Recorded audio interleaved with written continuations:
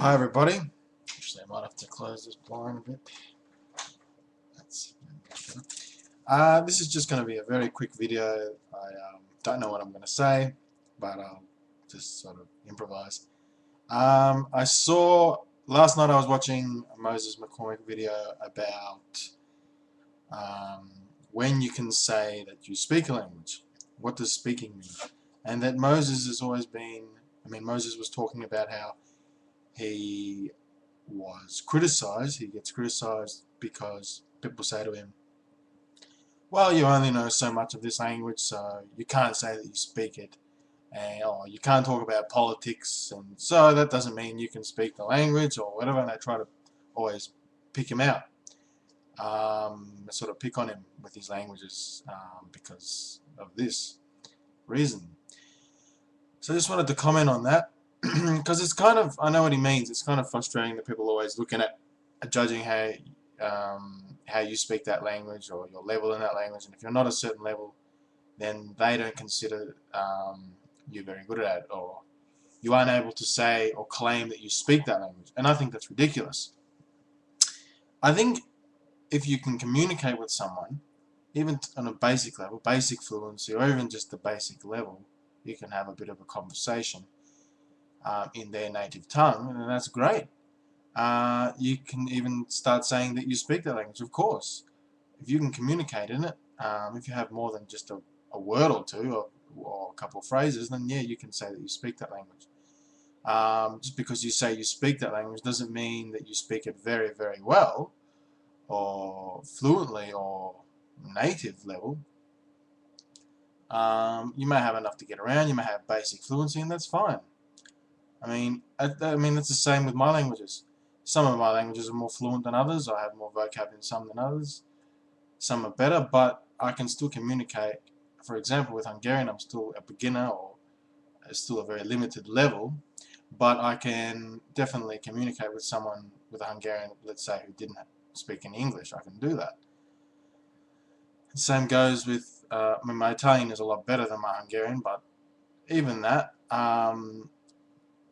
yeah, that's better, but it's still limited in other respects. I never talk about politics in Italian because I can't stand politics. I don't even talk about politics in English. I don't even want to talk about it in English. And I wouldn't even have the vocabulary for it in English. So does that mean I don't speak English? I'm speaking English right now. So does that mean I don't speak Italian? No, of course not. I speak Italian. I know I know where I lack vocabulary, but I know where I'm strong with vocabulary. And I'm strong with vocabulary in Italian with most everyday sort of topics, the topics that I do want to discuss. I can discuss weather, food, how I feel, what I'm doing tomorrow, what I'm doing today, what I did at university, what I did at work. I can talk about languages. I can talk about things that interest me, languages, that sort of thing. I don't particularly like to talk about sport because I don't like to talk about sport in my own language either. I don't talk about politics. I don't talk about physics because I don't know anything about physics. So does that really mean that we don't speak those languages if we can't talk about certain complex topics? Of course not. I can say I speak English. I'm a native speaker of English. And I don't like to talk about any of those things. But get me on a topic of food or language learning or weather or talking about friendship or relationships or whatever, I don't know, then yeah, sure, I do speak it. I can communicate and I can make someone happy or comfortable who doesn't speak English. I think that's the most important thing. And I don't think it's for others to decide how fluent you are necessarily. I think it's up to you. If you say you speak a language, that doesn't necessarily mean that you're claiming, oh, I know this language inside out, I know it perfectly, I'm a native speaker. You know, just if you're learning a language, and you should talk about topics that interest you. And I'm not going to talk about politics in any language. So just because I can't do that doesn't mean that I don't speak those languages. I do. But I'm the first to admit that my languages aren't all at the same level.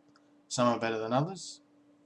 But that doesn't mean that I can't communicate in any of those. Of course it does. Of course I can communicate. And I think that's the most important thing.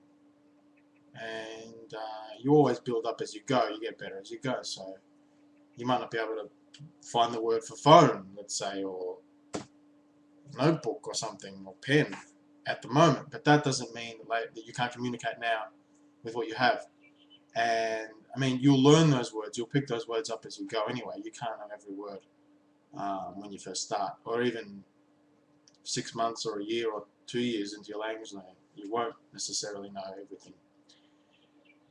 So yeah, I just wanted to comment on that, and I know what Moses means. I think people always have to try and criticize you. Yeah, I don't know why, but people will always try to look for your flaws, your weaknesses, instead of your strengths. And I already know what my weaknesses are, and I'm sure Moses knows exactly what his weaknesses are. So let's just leave people alone and let them enjoy speaking those languages that they are learning.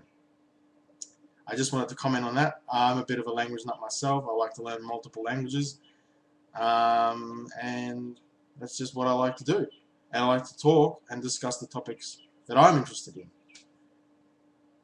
So yeah, thank you.